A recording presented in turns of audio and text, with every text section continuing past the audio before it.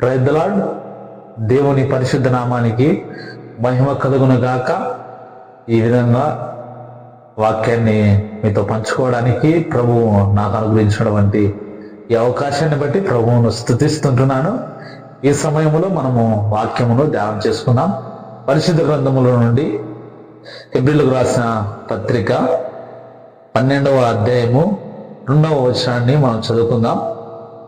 మనము కూడా ప్రతి భారమును సులువుగా చిక్కులు పెట్టు పాపమును విడిచిపెట్టి విశ్వాసమునకు కర్తయు దానిని కొనసాగించేవాడైన యేసు వైపు చూచుచు మన ఎదుట ఉంచబడిన పందెములో ఓపికతో పరిగెత్తుదామని ఇక్కడ వాక్యంలో రాయబడి ఉంది. ఇక్కడ మనం గమనించినట్లయితే మనము కూడా ప్రతి భారమును సులువుగా చిక్కులు పెట్టి పాపమును విడిచిపెట్టి విశ్వాసమునకు కర్తయు దానిని కొనసాగించు యేసు వైపు మనము చూడాలని ఇక్కడ వాక్యంలో రాయబడింది. విశ్వాస యాత్రలో మనం ముందుకు కొనసాగాలంటే విశ్వాసానికి కర్త అయినటువంటి యేసుక్రీస్తు ప్రభు వైపుకు మనము చూచే వారమై ఉండాలి. మనము ఈ లోకం వైపుకు లేకుంటే ఈ లోక ఆశల వైపు మనము చూసినప్పుడు ప్రభు యందు విశ్వాసము ఉంచలేము. ఎప్పుడైతే మనము ప్రభు వైపు చూస్తామో, ప్రభు మీద ఆధారపడతామో, ఈ లోకములో విశ్వాసములో ముందుకు కొనసాగే వారమైన పరిశుద్ధ గ్రంథంలో మనం గమనించినట్లయితే ఆసాపు భక్తిహీనుల యొక్క క్షేమముని చూచి అతనికి ఏం కలిగిందంటే మత్సరము కలిగింది. ఆసాపు జీవితంలో మనము గమనించినట్లయితే దేవుని వైపు చూడకుండా భక్తిహీనుల యొక్క క్షేమమును చూచి అతడు మత్సరపడము పరిశుద్ధ గ్రంథంలో రాయబడింది. యేసుక్రీస్తు ప్రభు వైపుకు మాత్రమే మనం చూచే వారమై ఉండాలి. భక్తిహీనుల వైపుకు లేకుంటే ఈ లోకాన్ని వెంబడించే వారి వైపుకు మనం చూసినట్లయితే భక్తిని కొనసాగించలేం, విశ్వాస యాత్రలో ముందుకు కొనసాగలేం. ఈ యొక్క ఆసాపు భక్తిహీనుల యొక్క క్షేమం చూసినప్పుడు ఏం జరిగిందంటే పరిశుద్ధ గ్రంథంలో మనం గమనించినట్లయితే వారు ఏ విధంగా ఉంటున్నారో వారి యొక్క జీవితాలను చూచి వారి యొక్క పరిస్థితులను చూసి ఆసాపు ఏ విధంగా ఉంటున్నాడంట, వారు పుష్టిగా ఉంటున్నారు, ఇతరులకు కలుగు ఇబ్బందులు వారికి కలగవు. భక్తిహీనులు చూసినప్పుడు వాళ్ళు ఏ విధంగా ఉంటున్నారంట, వాళ్ళు పుష్టిగా ఉంటున్నారంట. ఇతరులకు కలిగినటువంటి ఇబ్బందులకు కూడా వాళ్ళకు కలగలేదని ఈ యొక్క ఆసాపు అనడం ఇక్కడ పరిశుద్ధ గ్రంథంలో మనం చూస్తుంటున్నాం. దేవుని నమ్మిన మన జీవితాలలో కొన్నిసార్లు మనకు ఇబ్బందులు ఎదురవుతాయి, శ్రమలు ఎదురవుతాయి. అలాంటి సమయంలో అపవాదం ఏం చేస్తాడంటే భక్తిహీనులను చూపించి మనల్ని ఆత్మీయంగా వాడు దేవుని యొక్క మార్గములో నుంచి మనల్ని తప్పించేవాడున్నాడు. విశ్వాసములో నుంచి కూడా మనల్ని సన్నగిల్లిపోయేటట్లు చేసేవాడున్నాడు. ఇక్కడ ఆసాపు భక్తినేమో చక్కగా కొనసాగించేవాడు. ఎప్పుడైతే భక్తిహీనుల క్షేమం చూచాడో భక్తి చేయవలసినటువంటి అతడు, దేవుని యందు విశ్వాసం ఉంచవలసినటువంటి అతడు ఏమైపోతుంటున్నాడంట, మత్సరపడము ఇక్కడ వాక్యంలో మనం చదువుతుంటున్నాం. 73వ కీర్తన మనం గమనించినట్టయితే ఆసాపే రచించుంటున్నాడు. ఇంకా మనం చదివినట్టయితే అక్కడ కొన్ని మాటలు ఉంటున్నాయి. వాళ్ళు ఏ విధంగా ఉంటున్నారంట, భక్తిహీనులు పరిశుద్ధ గ్రంథంలో గమనించినట్లయితే 73వ కీర్తన 5వ వచనంలో రాయబడి ఉంటుంది, ఇతరులకు కలుగు ఇబ్బందులు వారికి కలుగవు. ఇతరులు ఇబ్బందులకు కలిగినట్లు వారికి కలగడం లేదంట. ఎవరికి? భక్తిహీనులకు. భక్తిహీనులకైతే ఇబ్బందులే లేవంట, క్షేమంగా వాళ్ళు ఉంటున్నారంట, పుష్టిగా ఉంటున్నారంట. వారి జీవితంలో మనం గమనించినట్లయితే వారికి ఏ విధంగా ఉందంటే వారి పరిస్థితి, వాళ్ళు పుష్టిగా, వాళ్ళ ఇబ్బందులు లేకుండా, ఏ తెగులు లేకుండా వారు ఉండడము ఈ ఆసాపు చూస్తుంటున్నాడు. ఈ లోకంలో మనం అందరము కూడా యేసుక్రీస్తు ప్రభు వైపుకు మనము చూచేవారమై ఉండాలి. ఆయన యందు విశ్వాసములో మనం ముందు కొనసాగేటప్పుడు మన జీవితంలో ఏమవుతుందంటే యేసుక్రీస్తు ప్రభువును నేను నమ్మి ఉంటున్నాను, నాకు ఇబ్బందులు వస్తుంటున్నాయి, సమస్యలు వస్తుంటున్నాయి, నా జీవితంలో కష్టాలు ఎదురవుతుంటున్నాయి, ఏంది నా పరిస్థితి అని మన జీవితాల్లో కూడా కొన్నిసార్లు సందేహం అనేది కలుగుతుంది. కానీ మనము విశ్వాసానికి కర్తైనటువంటి యేసు వైపుకు మనం చూసినప్పుడు ఈ శ్రమలను, ఈ ఇబ్బందులను, ఈ యొక్క ప్రతికూల పరిస్థితులన్నింటినీ కూడా జయించే వారముగా ఉంటాం. అందుకే పరిశుద్ధ గ్రంథంలో మనం గమనించినట్టయితే రాయబడింది, ఆయన వైపుకే మనం చూచేవారమై ఉండాలి. ఇక్కడ ఆసాపు మచ్చపడడానికి గల కారణం ఏమిటంటే భక్తిహీనుల వైపుకు చూచాడు. వారు పుష్టిగా ఉంటున్నారు, వారికి ఏ తెగులు లేదు, ఏ ఇబ్బందులు లేవని ఇక్కడ ఆసాపు భక్తిహీనుల క్షేమము చూచి అతడు అనుకోవడం ఇక్కడ వాక్యంలో మనం చూస్తుంటున్నాం. మనము కూడా యేసుక్రీస్తు ప్రభువును నమ్మిన మనందరము కూడా శ్రమలు వచ్చినా, నిందలు వచ్చినా, అవమానాలు వచ్చినా, ప్రతికూల పరిస్థితులు వచ్చినా యేసయ్య వైపుకు మాత్రమే మనం చూచే వారమై ఉండాలి. సమస్యల వైపుకు లేకుంటే ఇబ్బందుల వైపుకు మనం చూసినట్లయితే విశ్వాసములో మనం ముందుకు కొనసాగలేము.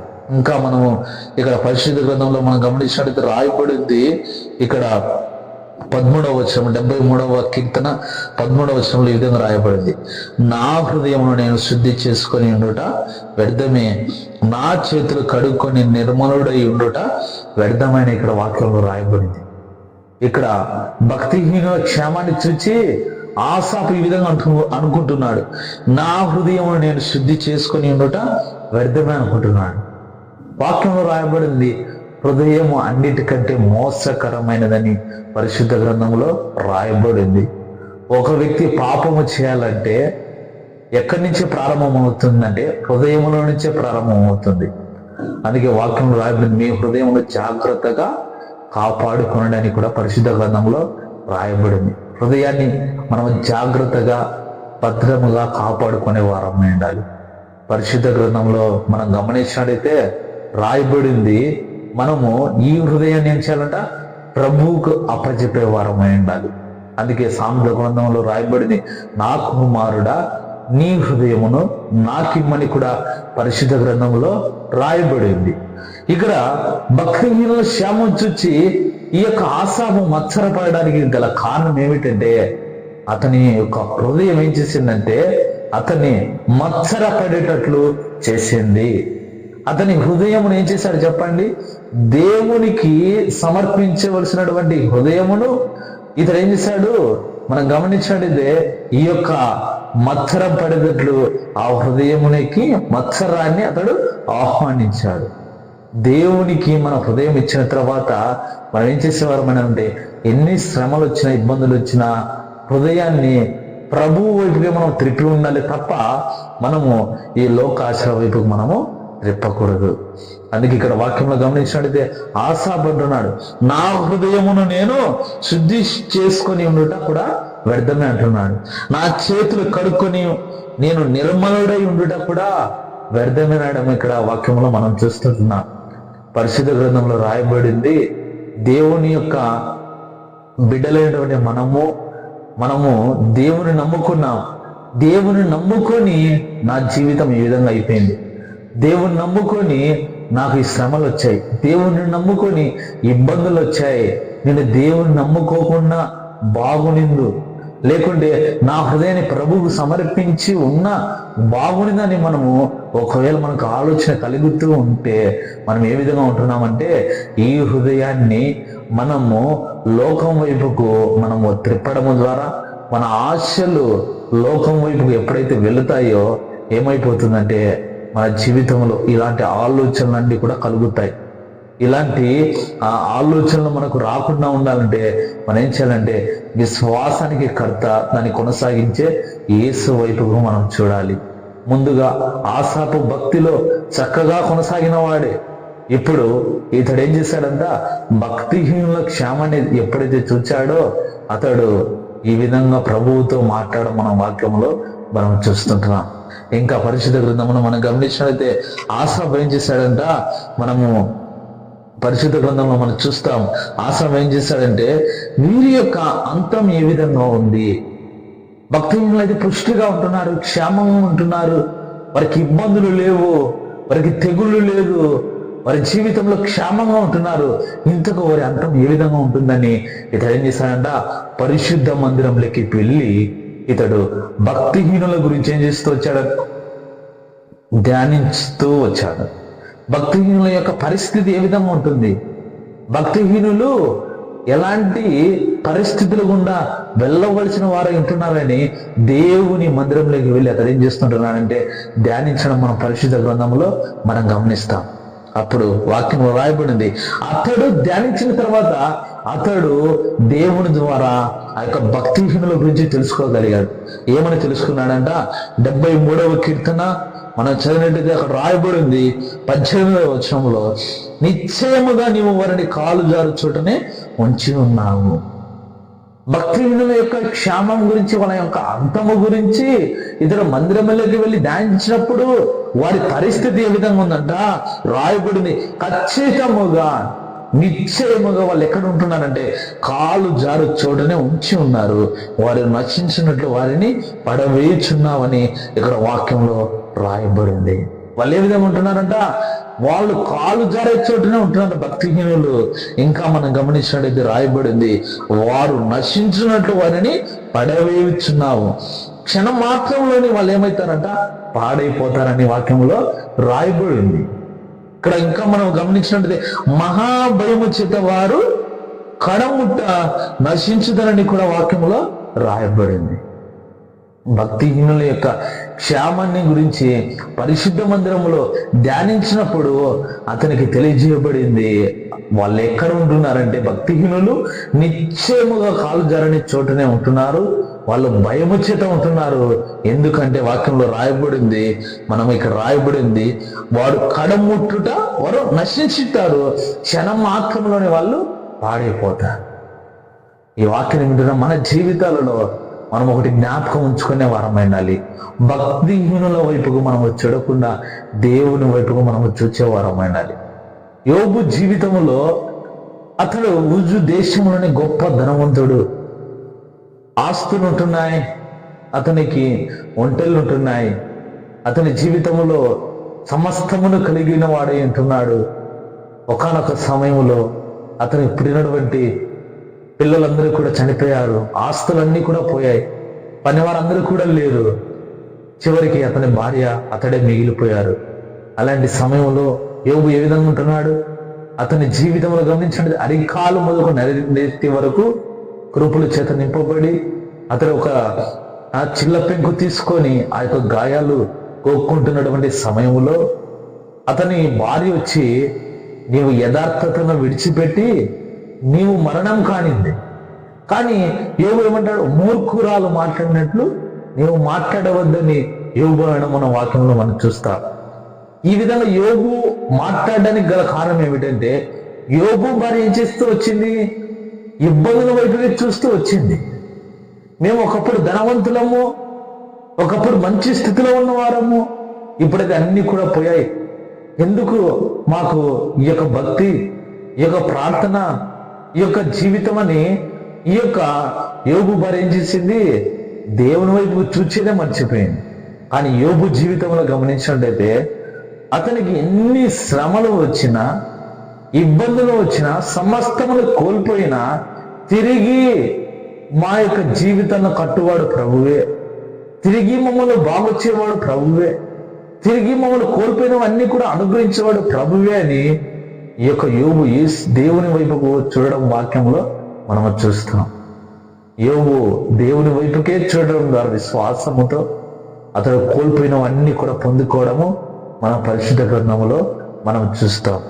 ఇక్కడ ఆసాబు ఏం చేశాడంటే భక్తిహీనుల క్షేమాన్ని చూచాడు, మత్సరపడ్డాడు. కానీ పరిశుద్ధ మందిరంలోకి వెళ్ళి ఎప్పుడైతే అతడు ధ్యానించాడో, వారి యొక్క అంతమును గురించి ఎప్పుడైతే అతడు తెలుసుకున్నాడో, వాక్యంలో గమనించినదే వాళ్ళ యొక్క జీవితాన్ని చూచి ఈ యొక్క ఆసాబు మత్సరపడ్డాడు. కానీ వారి అంతము గురించి తెలుసుకున్న తర్వాత ఆసాబు ఏ విధంగా ఆలోచన చేస్తుంటున్నాడో ఇక్కడ మనం చూస్తుంటున్నాం. మన జీవితాల్లో కూడా మనము ఎన్ని శ్రమలు, ఇబ్బందులు వచ్చినా యేసు వైపుకు మాత్రమే మనము చూచేవారమైనది. ఇక్కడ ఆసాబు అంటున్నాడు, వాక్యంలో గమనించినట్లయితే ఇక్కడ 22వ వచనంలో రాయబడింది, 73వ కీర్తన 22వ వచనంలో, నేను తెలివిలేని పశు ప్రాయుడనైతిని, నీ సన్నిధిని మృగము వంటి వాడనైతిని.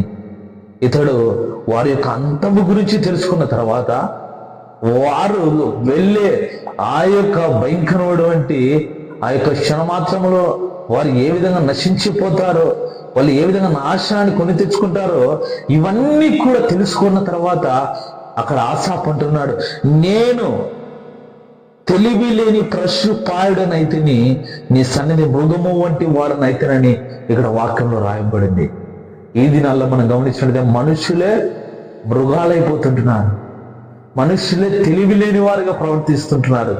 గల కారణం ఏమిటంటే ఈ యొక్క దేవుణ్ణి విడిచిపెట్టి ఎప్పుడైతే మనము లోకాన్ని ఆశ్రయిస్తామో తెలివి లేని వారుగా మనము మృగాల వల్లే మనము మారే వారమై ఉంటున్నాం. చూడండి, ఈ దినాల్లో దేవుడు లేడని చాలా మంది ఇష్టానుసారమైనటువంటి జీవితాలు జీవించడం, భయంకరమైనటువంటి పాపపు క్రియలు కలిగి వారి జీవితాలు వారు నాశనంలోకి నడిపించుకోవడం మనం చూస్తూనే ఉంటున్నాం. ఈ వాక్యం వింటున్నాం. మన జీవితాలలో ఏ విధంగా ఉండేవారమైనారంటే ప్రతి ఒక్కరము కూడా యేసు వైపుకు మాత్రమే మనం చూచేవారమైనారు. ఇంతకు మహోన్నతుడికి తెలివి ఉందా అని అనేక విధాలుగా ఆసాపు అన్నట్టు మనం వాక్యంలో మనం చూస్తాం. కానీ వారి అంతము గురించి ధ్యానించిన తర్వాత ఇక్కడ ఆసాపు అంటున్నాడు, నేను పశు ప్రాయుడను అయితిని, నేను నీ సన్నిధి మృగము వంటి వాడనైతేనని ఆసాపు ఆ యొక్క భక్తిహీనుల గురించి తెలుసుకున్న తర్వాత ఆసాపు మాట్లాడడం ఇక్కడ వాక్యంలో మనం చూస్తుంటున్నాం. ఇంకా పరిశుద్ధ గ్రంథంలో మనం గమనించినట్లయితే నేను ఎల్లప్పుడూ నీ యొద్దనే ఉన్నాను ప్రభువా అంటున్నాడు ఆసాపు. ఎక్కడ ఉంటున్నాడంట? ప్రభువా, భక్తిహీనులైతే క్షణం మాత్రంలోనే వాళ్ళు నాశనం అయిపోతారు, వాళ్ళు కాలు జరిగే చోటు ఉంటున్నారు. కానీ ప్రభువా, నేను ఎల్లప్పుడూ నీ యొద్ద ఉంటున్నాను. మనం కూడా అదే కోరుకోవాలి. ప్రభువా, ఎల్లప్పుడూ నేను నీతో ఉండే కృప దయచేయండి. అది మనం కోరుకునే వారమైన ఎప్పుడు కోరుకుంటామంటే దేవుని వైపు విశ్వాసంతో చూచినప్పుడే. ప్రభు వాగ్దానం చేశాడు, ఇదిగో యుగ సమాప్తి సదాకాలం నేను మీతో కూడా ఉన్నానని ప్రభు సెలవిచ్చాడు. గనక ఆయన మనతో ఉంటున్నాడు. మనము కూడా ఎల్లప్పుడూ ఆయన ఎంత ఉండాలని ఆశ కలిగి ఈ లోకంలో ముందుకు కొనసాగే వారమైనది. ఇక్కడ ఆసాపు జీవితంలో గమనించినదే, ఆసాపు ఎల్లప్పుడు నేను నీ యొద్ద ఉన్నాను ప్రభు అంటూ ఏమంటున్నాడంటే, నా కుడి చేయి నువ్వు పట్టుకొని ఉంటున్నావు ప్రభువా. ఏమంటున్నాడు? నా కుడి చేయి నీవు పట్టుకొని ఉన్నావు ప్రభు అంటున్నాడు. ప్రభు మన చేతిని పట్టుకొని మనం నడిపిస్తుంటున్నాడు. ప్రభు మనం జారిపోకుండా, మనం పడిపోకుండా, మనం దేవునికి విరోధంగా జీవించకుండా ప్రభు ఏం చేస్తుంటున్నాడు? మన కుడి చేయిని పట్టుకొని ఆయన నడిపిస్తుంటున్నాడు. ఒకవేళ మనమే ఆయన చేయిని పట్టుకుంటే మనం కొన్నిసార్లు విడిచిపెడతాం. కానీ ప్రభు ఏం చేస్తుంటున్నాడంట? మన కుడి చేయి పట్టుకొని మన వాళ్ళు నడిపిస్తుంటున్నాడు. నిన్ను నన్ను కూడా ప్రభువు నడిపించేవాడు అంటున్నాడు. నీవు పడిపోకుండా, కృంగిపోకుండా, జారిపోకుండా ఆయన యొక్క మార్గంలో నడవాలంటే నీవు నేను కూడా ఏం చేసేవారమైన అంటే ఆయన చేతిని మనము పట్టుకునే వారమైన. ప్రభువా, నా చేయి నువ్వు పట్టుకో తండ్రి, నా చేయి నువ్వు పట్టుకొని నన్ను నడిపించు ప్రభువా, అంతవరకు నన్ను నడిపించండి. ఈ లోకంలో నేను జారిపోకుండా, పడిపోకుండా, కృంగిపోకుండా నీ వైపు నేను చూడడానికి సహాయం చేయండి. ప్రభువా, నా చేయి నువ్వు పట్టుకొని ఆసాపు వలె మనము ప్రభువుని అడిగేవారమైన.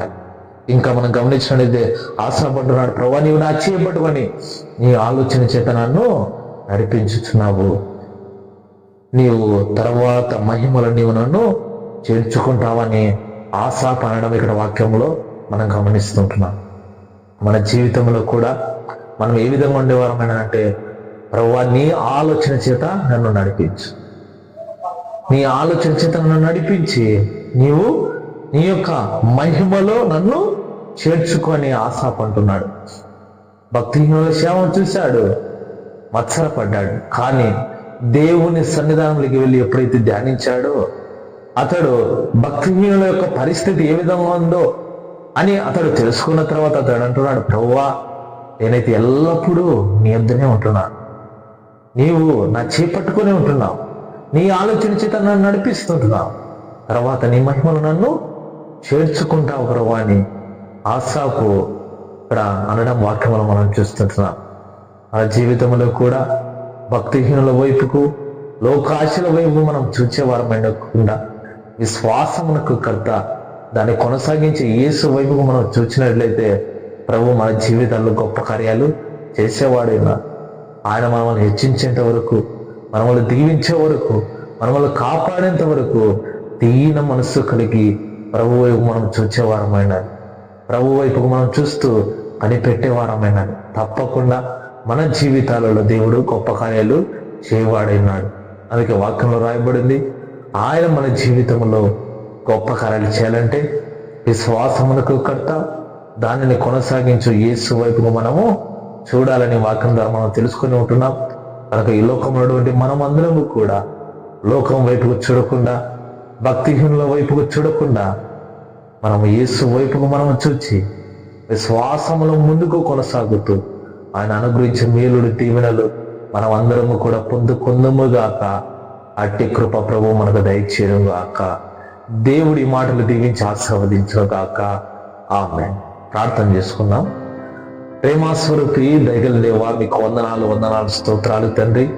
ఇదిగో ప్రభువా, ఈ విధంగా నాయన తండ్రి ప్రభు వాక్యాన్ని ధ్యానించుకోవడానికి మీరు ఇచ్చిన ఈ మంచి సమయాన్ని బట్టి మీకు వందనాలు ప్రభువా. అవును తండ్రి, ఈ లోకంలో ఉన్నటువంటి మేమందరము కూడా విశ్వాసములో ముందు కొనసాగాలంటే విశ్వాసమునకు కర్త, దాన్ని కొనసాగించేవాడు మీరు గనక మీ వైపు మేము చూస్తేనే తండ్రి ప్రభు విశ్వాసంలో ముందు కొనసాగుతామని మీరు తండ్రి ప్రభు మాతో తండ్రి మాట్లాడిన అయ్యా వాక్యమును బట్టి స్తోత్రాలు. అవునైనా ఆసాబు తండ్రి ప్రభు మీ వైపుకు చూడకుండా భక్తిహీనుల వైపుకు చూచిన ఆయన అతడు మచ్చరపడ్డాడు. తిరిగి అతడు మందిరంలోకి వెళ్ళి వారి యొక్క తండ్రి పరిస్థితి గురించి ధ్యానించినప్పుడు అయ్యా వారు నిశ్చయముగా కాలు జారి చోటు ఉంటున్నారని, క్షణ మాత్రములోనే వారు నశించిపోతారని, ఇవన్నీ కూడా ఆసాపు తెలుసుకున్న తర్వాత అతడు అంటున్నాడు, ప్రభువా నేను తెలివి లేని వాడినైపోయాను, నేను పశుప్రాయుడినైపోతుంది, నీ సన్నిధిలో మృగము వంటి వాడిని అయితేనని అతడు తెలుసుకొని ప్రభు దగ్గర అతడు మాట్లాడడం, అతడు ఒప్పుకోవడం వాక్యం వల్ల మనం చూస్తాం. ఈ యొక్క సమయంలో ప్రభువా మేము తండ్రి ప్రభువా ఆ యొక్క తండ్రి ఆసాపు వలె తండ్రి భక్తిహీనుల వైపుకు మేము చూడకుండా ఆయా ఇదిగో తను నీ వైపుకు చూడడానికి సహాయం ఇచ్చేయండి. ఆసాపు చూచాడు.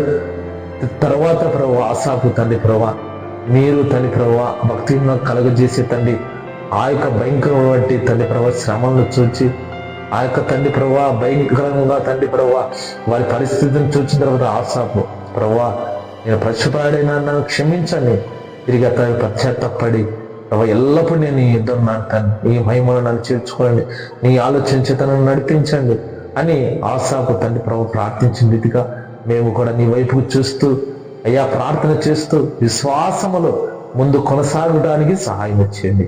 మీరు అక్కడికి సిద్ధపరచండి, గొప్ప కార్యాలు జరిగించండి. ఈ మాటలు విన్న నీ బిడ్డల జీవితాల్లో గొప్ప కార్యాలు జరిగించమని అయ్యా ఇదిగో తండ్రి ప్రభు మీరు అక్కడికి మనందరినీ కూడా సిద్ధపరచమని యేసుక్రీస్తు పరిశుద్ధ నామములో ప్రార్థించి అడిగి వేడుకుంటున్నాము తండ్రి. ఆమేన్.